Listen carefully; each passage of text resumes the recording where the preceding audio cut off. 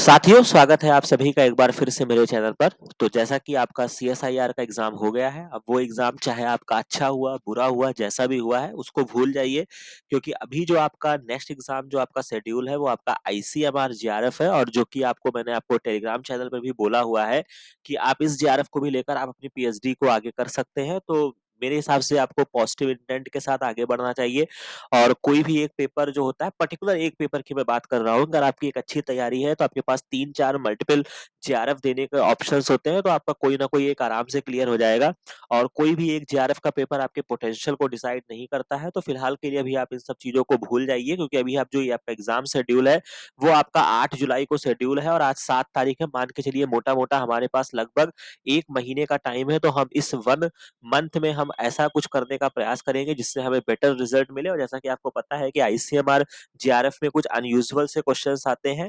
हालाँकि वो क्वेश्चंस जो होते हैं वो आपके बेसिक बायोलॉजी जो आपके ग्रेजुएशन या इंटर लेवल के या नीट लेवल के क्वेश्चंस होते हैं और कुछ हाई-फाई क्वेश्चंस भी होते हैं। तो कुल मिला के एक प्रॉपर आपको कॉकटेल देखने को मिलता है जहाँ पे आपको कॉकटेल मैं कह सकता हूँ जहाँ पे आपको एक बेसिक बायोलॉजी का भी कॉन्सेप्ट आपको देखने को मिलेगा और थोड़े से हायर बायोलॉजी के भी क्वेश्चंस आपसे पूछे जाते हैं।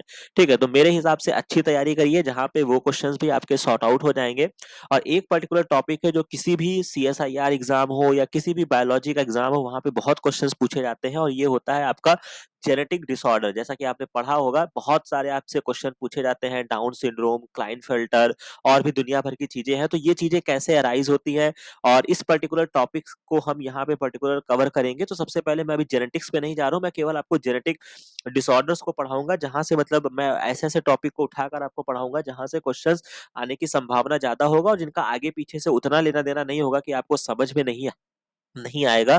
ठीक है? तो इसको हम स्टार्ट करते हैं पर्टिकुलर जेनेटिक डिसऑर्डर। तो अब हम यहाँ पे शुरू करते हैं, ध्यान से समझिएगा। जैसा कि आप यहाँ पे देख सकते हैं, सबसे पहली बात तो बायोलॉजी में जब आप जेनेटिक्स पढ़ते हैं, तो वहाँ पर आपके लिए 2 टर्म्स अप्लाई होते हैं। एक आपका पॉलीप्लाइडी होता है और एक आपका एनीप्लाइडी होता है। तो जो आपके जितने भी डिसऑर्डर्स आपके सिंड्रोम वाले होते हैं, ध्यान से समझिएगा, वो आपके एनीप्लाइडी कंडीशंस की वजह से आते हैं। तो सबसे पहले हम यहाँ पे पॉलीप्लाइडी को समझते हैं कि क्या पॉलीप्लाइडी का मतलब क्या है और एनीपोलाइडी का मतलब क्या है? तो सबसे पहले जैसा कि यहाँ पे लिखा हुआ है कि पॉलीपोलाइडी क्या होता है कि the number of A complete set of chromosome in an organism represent the पोलाइडी number. तो कहने का मतलब है कि जितने सेट ऑफ द क्रोमोसोम के होते हैं उसको हम क्या बोलते हैं? पोलाइडी बोलते हैं। ये एक टेक्निकल टर्म है। तो इसको आप याद रखेंगे कि पोलाइडी अगर आपसे पूछा जाएगा कि मैं पोलाइडी किसको कहूँगा? तो पोलाइडी जो होता है उसका कहने का मतलब होता है कि कितने सेट ऑफ द क्रोमोसोम आपकी बॉडी में प्रेजेंट हैं। ठीक है? या ऑर्गेनिज्म में। अगर ऑर्गेनिज्म में 1 या 2 कंप्लीट सेट ऑफ क्रोमोसोम होते हैं तब उनको हम हैप्लॉइड या डिप्लॉइड रिस्पेक्टिवली कहते हैं। यानी कि अगर उसमें 1 complete set of the chromosome है तो मैं उसको हैप्लॉइड कहूँगा। अगर उसमें 2 complete set of the chromosome है तो मैं इसको डिप्लॉइड कहूँगा। कुछ ऑर्गेनिज्म ऐसे होते हैं जिसमें more than 2 set of the chromosome पाए जाते हैं इन द ईच सेल। इसको मैं क्या कहूँगा? पॉलीपोलाइडी कहूँगा। तो यानी कि पॉली का भी मतलब वही होता है, आपने हमेशा किसी भी टर्म में आपने पढ़ा है पॉली का मतलब बहुत सारा, पोलाइडी का मतलब पोलाइडी। तो यानी कि अगर complete set of the chromosome किसी सेल में 1 से ज़्यादा है या आप कह सकते हैं कि more than 2 set of the chromosome. तो अगर मैं इसको, क्योंकि ये एक आपका एक इंपॉर्टेंट पॉइंट है, तो मैं इसको डिफरेंट कलम से हाइलाइट कर देता हूँ। More than 2 set of the chromosome को हम क्या बोलते हैं? पॉलीपोलाइडी बोलते हैं। और याद रखिएगा कहाँ पर प्रेजेंट होगा? In the each cell. याद रखिएगा ये बहुत इंपॉर्टेंट है क्योंकि आपसे क्वेश्चंस पूछे जाएंगे। इसके बाद depending upon the number of the chromosome set के आधार पर जो पॉलीपोलाइडी कंडीशन होती है वो आपका ट्राइपोलाइड हो सकता है, टेट्रापोलाइड हो सकता है, 4 सेट क्रोमोसोम हो सकते हैं, हेक्सा हो सकता है यानी अगर 6 सेट क्रोमोसोम हुए, ऑक्टा 8 सेट हुए, सो फॉर। जैसा कि आप यहाँ पे फिगर में भी देख सकते हैं कि इस चीज को यहाँ पे बताया गया है कि क्रोमोसोम की जो पोलाइडी है वो कैसे हो सकती है। यहाँ पे आपको 2 क्रोमोसोम 2 सेट में देखने को मिला है तो मैं इसको डिप्लॉइड कहूंगा। यहाँ पे 3 देखने को मिल रहा है मैं इसको ट्राइप्लॉइड कहूंगा और 4 क्रोमोसोम के फॉर्म में मुझे ये टेट्रापोलाइड देखने को मिल रहा है। तो ये कहानी आपको समझ में आ गई। इसके बाद most of the species that we are found जो हमको देखने को मिलते हैं वो हमको क्या देखने को मिलते हैं? डिप्लॉइड। अगर आपने कभी क्रोमोसोम का नंबर भी पढ़ा होगा कि जैसे अगर आप ह्यूमन की भी बात कर सकते हैं तो वहां पे हम 2n कितना होता है? 4 46 क्रोमोसोम होता है, यही तो होता है diploid set of the chromosome जो होता है वो आपका 46 होता है।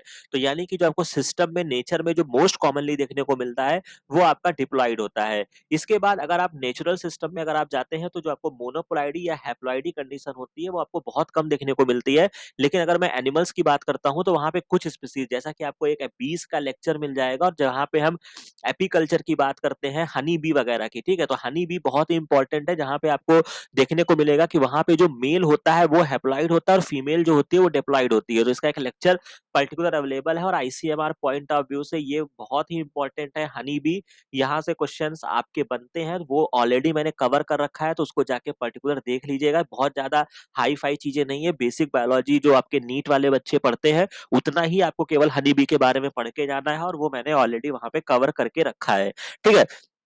तो हनी बी के केस में क्या होता है, ये आपके एग्जाम्पल होते हैं, जैसे आपके बी हो गए, एंड्स हो गए, इसमें क्या होते हैं, मेल जो होते हैं वो हैप्लॉइड होते हैं और फीमेल जो होते हैं वो डिप्लॉइड होते हैं। तो अगर आपसे एक्सेप्शन पूछेगा कि प्लॉइडी केस में अगर मैं नॉर्मल डिप्लॉइड और हैप्लॉइड की हम बात करते हैं, अगर आपसे पूछा गया कि किस ऐसी कौन सा ऐसा स्पीसीज है जहां पे आपको मेल हैप्लॉइड देखने को मिलेगा और फीमेल जो होंगी वो आपको डिप्लॉइड देखने को मिलेंगी, तो मैं क्या आंसर करूंगा, मैं बीस का केस आंसर करूंगा और उसके अलावा या एंड्स का केस होगा, समझ रहे हैं। इसके अलावा जो सबसे मोस्ट इंपॉर्टेंट पॉइंट है, तो यहाँ पे मैं डिफरेंट कलम से हाईलाइट कर देता हूं कि जो आपकी पॉलीपोलाइडी होती है वो रेयर होती है इन द एनिमल किंगडम, यानी कि वेरी कॉमन पाया जाता है इन द प्लांट किंगडम, यानी कि प्लांट में आपको पॉलीपोलाइडी ज्यादा देखने को मिलेगी। तो सिंपल सा याद करने के लिए मैं पॉलीपोलाइडी को पी से लिखता हूँ और पी से प्लांट लिख दूंगा, तो यानी कि मुझे जो है वो पॉलीपोलाइडी मुझे किस में देखने को मिलेगी, मुझे प्लांट्स में देखने को मिलेगी, ठीक है। एनिमल्स में बहुत ही रेयर देखने को मिलती है, in fact more than 30% of the plants जो होते हैं वो पॉलीपोलाइड होते हैं।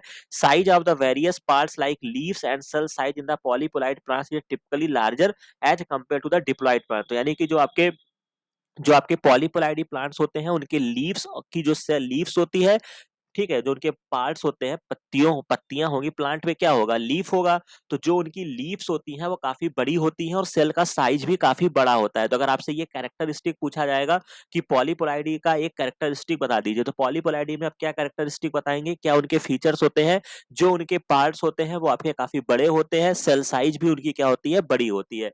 Further polyploid plant seem to be more tolerant to harsh environment condition, तो ये भी आपका बहुत इंपॉर्टेंट है।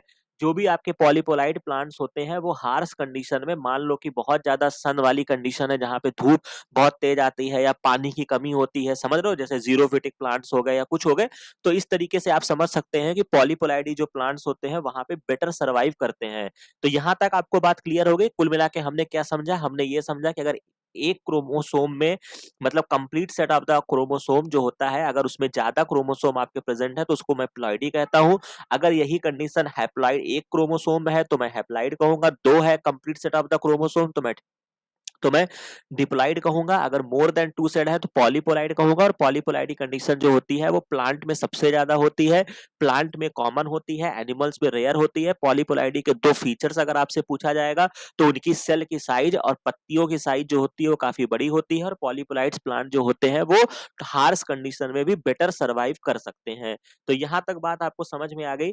इसके बाद इस फिगर के माध्यम से भी हमने समझ लिया कि पॉलीपोलाइडी वाली कंडीशन क्या होती है। अब हम यहाँ पर जो आगे बढ़ेंगे वो हम एनीपोलाइडी को पढ़ेंगे। तो जैसा कि यहाँ पे दिया गया है, change in the number of chromosome does not occur as complete set always. ऐसा नहीं है कि कभी कभी कि आपका जो क्रोमोसोम में चेंजिंग होगा या तो वो कंप्लीट सेट में होगा, समझ रहे हैं। जैसे यहाँ पे क्या है, क्या तो दो आए या तीन आए या चार आए, लेकिन कभी कभी क्या होता है कि कुछ ऑर्गेनिज्म ऐसे होते हैं जहां पे सम क्रोमोसोम में बी ओवर या under represented, they have incomplete set of the chromosome, यानी कि कहने का मतलब है कि कभी-कभी उसी पर्टिकुलर क्रोमोसोम में भी कुछ कमियां रह जाती हैं, समझ रहे हैं। तो वो भी हम फिगर के माध्यम से समझेंगे कि वो क्या कमियां रह जाती हैं, उस कमियां को हम क्या बोलते हैं कि वो आपका एक तरीके का इनकम्प्लीट सेट है, ठीक है। The organism in which either one और मोर क्रोमोसोम, यहाँ पे जो लाइन लिखी गई है, ऑफ अ वन और more chromosomes of a chromosome set are either missing होते हैं या उनकी मल्टीपल कॉपीज प्रेजेंट होती हैं, तो हम क्या बोलेंगे, एनीपोलाइडी बोलते हैं। और एनीपोलाइडी आता कैसे है, ये आपका मोस्ट इंपॉर्टेंट क्वेश्चन है, इसको रट लीजिएगा। बहुत ज्यादा एग्जाम में ये क्वेश्चन आपका पूछा गया है कि एनीपोलाइडी जो होता है वो usually result from the irregular meiotic division that lead to the unequal distribution of the chromosome to opposite pole। तो कहने का मतलब ये है कि चूंकि हम यहाँ पे एक तरीके की जेनेटिक डिसऑर्डर्स की बात बात कर रहे हैं, तो यानी कि आपकी हम जर्म सेल्स की बात कर रहे हैं, तो हम यहाँ पे माइटोटिक डिवीजन की बात नहीं करेंगे बेटा। यानी कि जो आपकी प्रॉब्लम आई है, सबसे पहले तो आपकी डिवीजन कितने तरीके की होती है, अगर मैं सिंपल सी बात करूं तो डिवीजन मेरी दो तरीके की होती है, मेरी एक माइटोसिस होती है और मेरी एक मियोसिस होती है। तो जो मियोसिस होती है वो मेरी कहां पर होती है, जर्म सेल्स में होती है, यानी कि जो आपकी रिप्रोडक्टिव सेल्स में होती है। तो यानी कि अगर मेरी कोई प्रॉब्लम आनी होगी तो जो मियोसिस वाली फेज को मैं क्या बोलता हूँ, मियोटिक फेज बोलता हूँ, ठीक है। तो यहाँ पे जो मेरी कमियां आएंगी वो मेरी कहां पर आएंगी, मियोटिक डिवीजन के समय यानी कि मियोसिस के समय आती हैं। यानी कि क्या होता है कि जो आपका क्रोमोसोम, जो कि आपको पढ़ा होगा कि आपके टीलोफेज कंडीशन में क्या होते हैं, क्रोमोसोम जो होते हैं वो डिस्ट्रीब्यूट होते हैं, जो भी उनकी चीजें होती हैं अपोजिट पोल की तरफ उनको जाना होता है। तो उस पर्टिकुलर कंडीशन में क्या होता है, अनइक्वल डिस्ट्रीब्यूशन हो गया। मान लीजिए कि इस सपोज दैट अगर मैं आपको समझाना चाहूं कि ये मान लो आपका एक क्रोमोसोम है और इसको हाफ हाफ डिवाइड होना था, लेकिन क्या हुआ है कि यहाँ पे ये अनइक्वल हो गया, एक तरफ ये कम चला गया और यहाँ पर ज्यादा चला गया। मान लो यहाँ से अगर डिवाइड हो जाएगा क्या होगा, तो इतना पोर्शन ज्यादा आ जाएगा और यहाँ पे बहुत कम पोर्शन आ जाएगा। तो हम इसको क्या कहेंगे, अनइक्वल डिवीजन कहेंगे। अब तो बात समझ में आ रही है। तो यहाँ पर क्या हो गया कि एनीपोलाइडी जो होती है, सबसे इंपॉर्टेंट चीज है कि एनिमल्स में होगी, चूंकि हम जर्म सेल्स की बात कर रहे हैं, तो हम यानी कि मियोसिस की तरफ चले जाएंगे। तो यानी कि जो अनइक्वल डिवीजन हुआ है वो कहां पर हुआ है, मियोसिस में हुआ है। इर्रेगुलर मियोटिक डिवीजन हुआ है, कब हुआ है, जिससे क्या हुआ है कि जो आपकी क्रोमोसोम है वो आपकी अनइक्वल डिस्ट्रीब्यूटेड हो गई है। तो यहां तक कहानी आपको समझ में आ गई। और जो आपकी क्रोमोसोम है उनका क्या हो गया है, incomplete set of the chromosome मुझे यहाँ पे देखने को मिलेंगे। तो यानी कि यहाँ तक बात आपको समझ में आ गई होगी, जो कि आपके लिए मोस्ट इंपॉर्टेंट है। मैं आपको हाईलाइट करा देता हूं जहां से क्वेश्चंस आपके डराइव होंगे। तो एनीपोलाइडी कंडीशन हो गई। बाकी यहाँ पे एक चार्ट लगा हुआ है कि किस तरीके से जो पोलाइडी कंडीशन होती है, पॉलीपोलाइडी कंडीशन जो होती है वो प्लांट में बहुत ही कॉमन होती है। जो आप देख सकते हैं, अगर आपको थोड़ा बहुत कभी कभी बहुत रेयर क्वेश्चन होता है कि आईसीएमआर ने ऐसे भी क्वेश्चंस पूछे हैं कि जहां पे वो total number of the chromosome भी पूछते हैं। तो ये आपका one set of the chromosome दिया गया है और पोलाइडी लेवल दिया गया है। तो डिप्लॉइड जो होते हैं वो आपके मोस्ट कॉमन होते हैं। तो जैसा कि आपके लिए मुझे लगता है कि आप राइस का याद रखिएगा कि total number of the chromosome 24 होता है, हैप्लॉइड में 12 होगा और ये आपका डिप्लॉइड ऑर्गेनिज्म है। बाकी इसमें कोई बहुत ज्यादा यहाँ पे आपको ध्यान रखने की जरूरत नहीं है। बनाना जो होता है ये आपका ट्राइपोलाइडी कंडीशंस में आता है। एप्पल है, पीनट है, कॉटन है, पोटैटो आपके लिए इंपॉर्टेंट है, जो कि आपका टेट्रापोलाइड होता है, याद रखिएगा। पोटैटो की जो पोलाइडी होती है वो आपकी टेट्रापोलाइड होती है, लेकिन total number of the chromosome आपको 48 देखने को मिलेंगे। तो यानी कि चूंकि टेट्रापोलाइड है तो 48 को अगर मैं 4 से डिवाइड कर दूंगा तो मुझे कितना मिलेगा, 12 क्रोमोसोम जो मिलेंगे वो मुझे एक सेट में मिलेंगे। जो आपका वीट होता है ये आपका हेक्सापोलाइड होता है, ये भी इंपॉर्टेंट क्वेश्चन है जो एग्जाम में पूछा गया है। और बाकी स्ट्रॉबेरी या शुगर केन अगर आप याद कर सकते हैं तो इसको ऑक्टापोलाइड याद कर लीजिएगा। तो कुल मिला के ये एक पर्टिकुलर चार्ट है और सिंपल सी कहानी जो मुझे याद रखनी है कि पी से पॉलीपोलाइडी होता है और पी से क्या होता है, प्लांट होता है। तो यानी कि यहाँ पे जो आपके लिए इंपॉर्टेंट होता है वो आपको याद रखना होगा, ठीक है। ठीक है। तो यहां तक कहानी आपको समझ में आ गई, पोलाइडी की कहानी आपको समझ में आ गई। अब मैं बात करता हूं मेंडेलियन डिसऑर्डर्स की। ठीक है, तो अब हम यहाँ पे समझेंगे, जब आप जेनेटिक्स पढ़ते हैं तो वहां पे आप मेंडल जी को पढ़ते हैं कि जिस तरीके से मेंडल ने बताया किस तरीके से मतलब करेक्टर्स होते हैं वो किस तरीके से ट्रांसफर होते हैं। तो अब यहाँ पे जो हम डिसऑर्डर्स की बात करेंगे वो हम बात करेंगे मेंडेलियन डिसऑर्डर्स किसे कहते हैं। तो ये भी एक टेक्निकल टर्म है, इसको समझ लीजिए ताकि आपको समझने में आसानी होगी। तो जैसा कि यहाँ पे दिया गया है कि ब्रॉडली जो जेनेटिक डिसऑर्डर्स होते हैं उनको ग्रुप किया गया है दो कैटेगरी में। अगर आपसे पूछा जाएगा कि दो कैटेगरी में कैसे डिवाइड किया गया है तो मैं क्या कहूंगा कि या तो उनको मेंडेलियन डिसऑर्डर कहा गया है और या तो उनको क्रोमोसोमल डिसऑर्डर कहा गया है। तो यानी कि ये आपको इंपॉर्टेंट चीज है कि जो आपके जेनेटिक डिसऑर्डर है उनको मैंने दो कैटेगरी में डिवाइड किया है। एक मेंडल साहब के लॉ के अनुसार अगर वो फॉलो करते, सिंपल सी कहानी है, मेंडल साहब ने जो 3 लॉ दिए थे अगर उसके अकॉर्डिंग कोई डिजीज जो है वो ट्रांसफर हो रहा है या उस पर्टिकुलर सिद्धांत को फॉलो कर रहा है तो मैं इसको क्या कहूंगा, मेंडेलियन डिसऑर्डर कहूंगा। और अगर कोई क्रोमोसोम में दिक्कत आई है उसकी वजह से हो रहा है तो मैं इसको क्रोमोसोमल डिसऑर्डर कहता हूँ। समझ में आ रही है बात। अब इसके बाद जो आपकी मेंडेलियन डिसऑर्डर्स होती है वो mainly determined by the alternation या mutation in the single gene, यानी कि जो मेंडल साहब की जो डिजीज होती है उसको एम से मेंडल जोड़ लीजिएगा और एम से म्यूटेशन। तो यानी कि बेसिकली यहाँ पे म्यूटेशन होता है किसी एक पर्टिकुलर जीन में।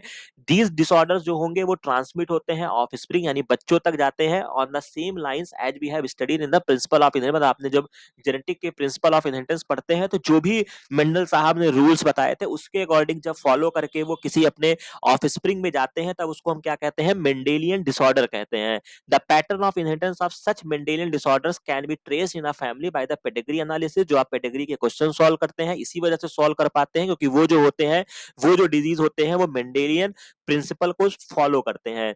अब कौन कौन से डिजीज जो है वो आपके मेंडेलियन डिसऑर्डर्स में आते हैं, तो अब इसका नाम बहुत इंपॉर्टेंट है और मैं सारे एक एक डिजीज को मैं ऑलरेडी डीबीटी आईसीएमआर का जो मैंने फर्स्ट टाइम स्टार्ट किया था तो मैंने ऑलरेडी डिस्कस किया हुआ है, बट चूंकि मैंने एक पर्टिकुलर लेक्चर ही डेडिकेट किया हुआ है जो मैं 2-3 पार्ट में कवर करूंगा आपका जेनेटिक डिसऑर्डर, तो हम यहाँ पे पर्टिकुलर सारे चीजों को डिस्कस करेंगे। लेकिन आपको एक चार्ट याद रखना होगा कि आपके कौन कौन से ऐसे जो आपके डिजीज हैं वो आपके किस में आते हैं, मेंडेलियन डिसऑर्डर में आते हैं। तो ये आपका हीमोफीलिया बहुत ही कॉमन है, ऑलरेडी हमने चर्चा किया हुआ है। सिस्टिक फाइब्रोसिस, क्लोराइड के चैनल खराब हो गए, और ये चीजें आपको तुरंत याद आनी चाहिए बेटा, ठीक है। मैं केवल डिजीज का नाम लूंगा और ये शानदार डिजीजें हैं, तो आपको एटलीस्ट तुरंत कॉपी में, मतलब इस वीडियो को पॉज कर लीजिएगा और इस डिजीज के बारे में क्या क्या जानते हो एटलीस्ट कम से कम 3 पॉइंट्स अपनी कॉपी में तुरंत लिखिएगा कि मैं सिस्टिक फाइब्रोसिस के बारे में मैं क्या जानता हूं, ठीक है, तभी बेटा तैयारी हो पाएगी। ठीक है, तो सिस्टिक फाइब्रोसिस हो गया, सिकल सेल अनीमिया के बारे में क्या जानते हो, कलर ब्लाइंडनेस हो गया, और फेनाइलकिटोनुरिया और थैलीसीमिया। तो ये आपके जो एनसीईआरटी में दिया गया है, ये आपके 1 2 3 4 5 6 डिसऑर्डर दिए गए हैं जो आपके मेंडेलियन प्रिंसिपल पे आधारित होते हैं, तो इनको आपका नाम जो है वो याद रखना होगा। इसके बाद it is important to mention here that such Mendelian disorder may be dominant या रेसेसिव। अब यहाँ पे ये नहीं कहा गया है कि ये डोमिनेंट होंगे रेसेसिव होंगे, तो वो आप पेडिग्री एनालिसिस से क्या कर सकते हैं, इस पर्टिकुलर चीज का आंसर दे सकते हैं कि वो डिजीज क्या होगी, डोमिनेंट होगी या रेसेसिव होगी। Similarly, the trait may also be linked to the sex chromosome in the case of hemophilia। अब यहाँ पे जब आप बात करते हैं तो हीमोफीलिया जो है उसका जो मेन जो ट्रेट होता है, जो कैरेक्टर होता है, वो आपका सेक्स लिंक डिसऑर्डर है। तो यानी कि जो आपका हीमोफीलिया है वो आपका सेक्स लिंक है, या आप उसको एक्स लिंक्ड भी कह सकते हैं। इसके अलावा यहाँ पे ये भी बताया गया है, यानी कि अगर हीमोफीलिया की अगर मैं बात करता हूँ, it is evident that X linked recessive disorder होता है जो कि आपका हीमोफीलिया है, whose transmission from carrier female to the male progeny. तो यानी कि ये याद रखिएगा हमेशा इस पॉइंट को, जो कि मैंने अभी आपको परसों जो मैंने आपको सीएसआईआर का लास्ट में वीडियो अपलोड कराया था जहां पे हमने पेडिग्री का क्वेश्चन सॉल्व किया था, तो वहां पे मैंने आपको बताया था कि जब भी आपकी एक्स लिंक्ड रेसेसिव डिसऑर्डर होगी, एक्स लिंक्ड रेसेसिव डिसऑर्डर होगी, वहां पे फीमेल जो होगी वो क्या होगी, कैरियर होगी। तो यानी कि ये पर्टिकुलर क्वेश्चन को याद रखिएगा, एग्जामिनर ने आपसे पूछ लिया कि एक क्वेश्चन बना के दे दिया कि भैया एक्स लिंक्ड रेसेसिव डिसऑर्डर है, अब आप बताइए कि ये क्या होगा, तो यानी कि मुझे ये बताना है कि यहाँ पे जो होगा वो फीमेल जो होगी वो क्या होगी, कैरियर होगी। इसके बाद ये पेडिग्री का फिगर दिया गया है जिसके बेसिस पे आप डोमिनेंट या रेसेसिव को बता सकते हैं। अब इसके बाद जो मुझे याद रखना है, बाकी ऑटोसोमल भी होती है, सेक्स क्रोमोसोम होती है, तो उस पर आपको नहीं जाना है।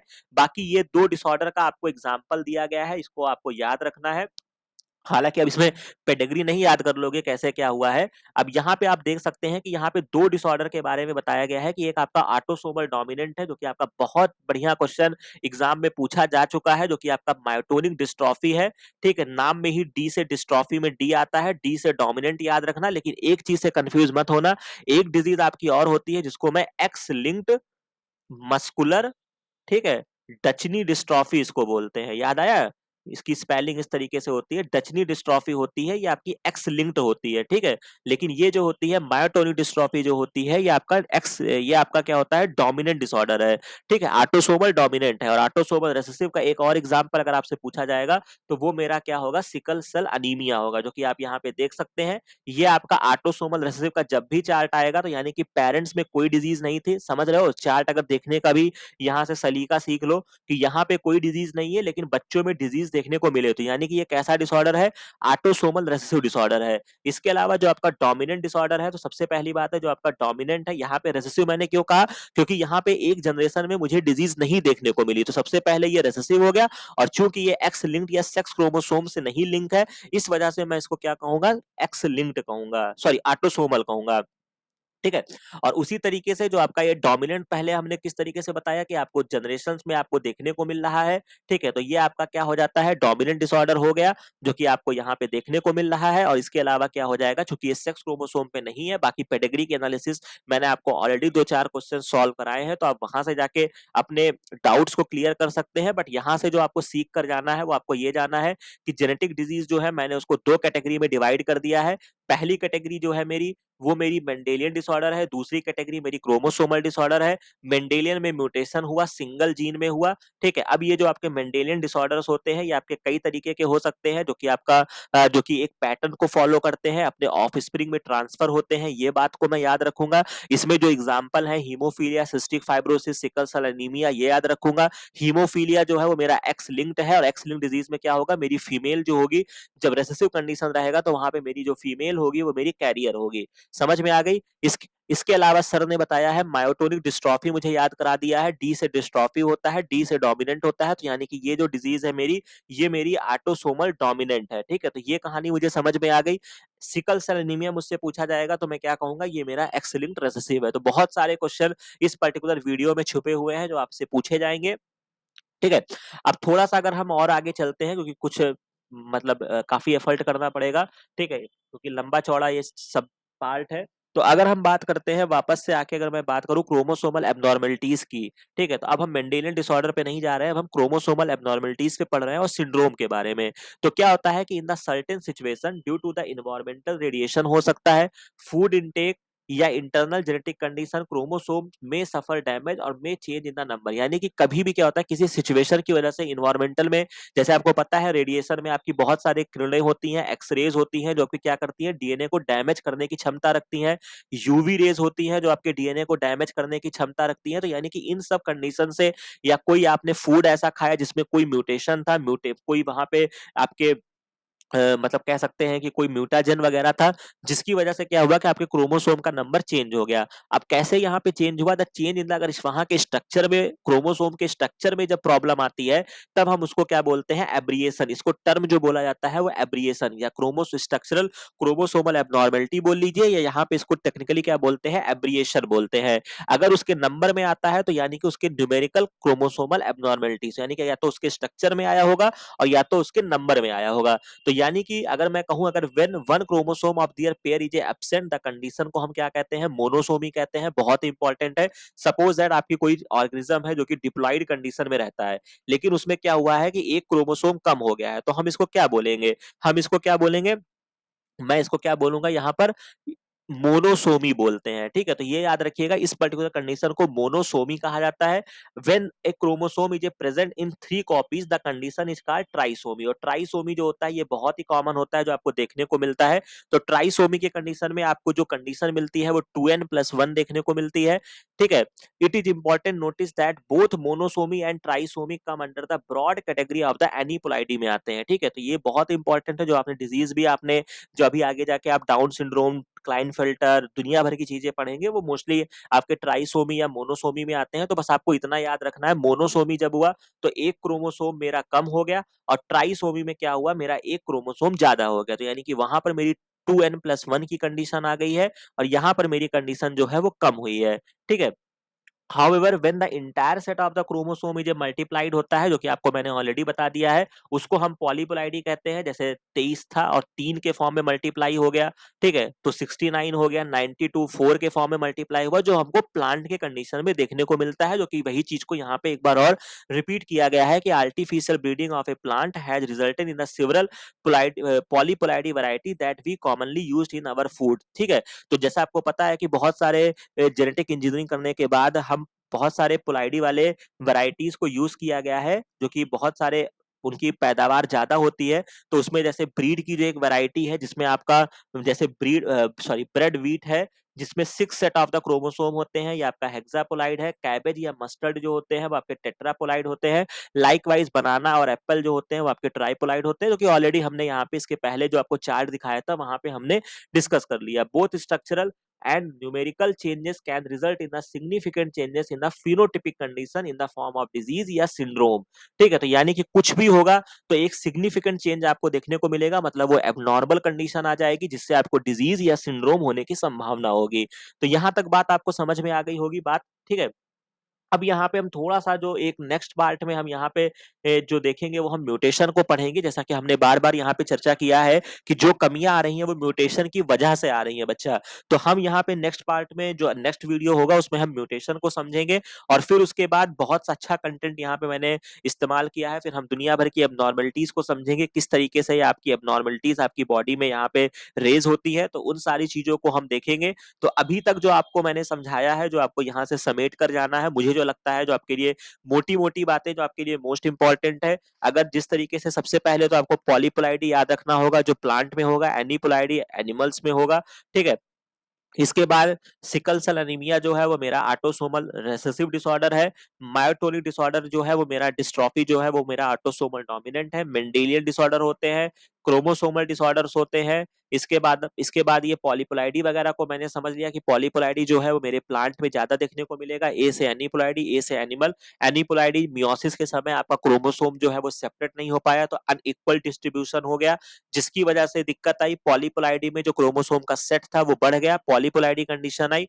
तो ये वाली कहानी जो है ये आपको याद रखना होगा, जो कि आपका मोस्ट इंपॉर्टेंट है। तो इस पर्टिकुलर पार्ट में हमने एक बेसिक इंट्रोडक्शन को कवर कर दिया। जेनेटिक डिसऑर्डर में हमने सबसे पहले पॉलीप्लाइडी और एनीप्लाइडी को समझ लिया है, ठीक है? क्रोमोसोमल एब्नॉर्मलिटीज को समझ लिया है, ठीक है? मेंडेलियन डिसऑर्डर को समझ लिया है। बाकी अब हम नेक्स्ट पार्ट में म्यूटेशन को समझेंगे।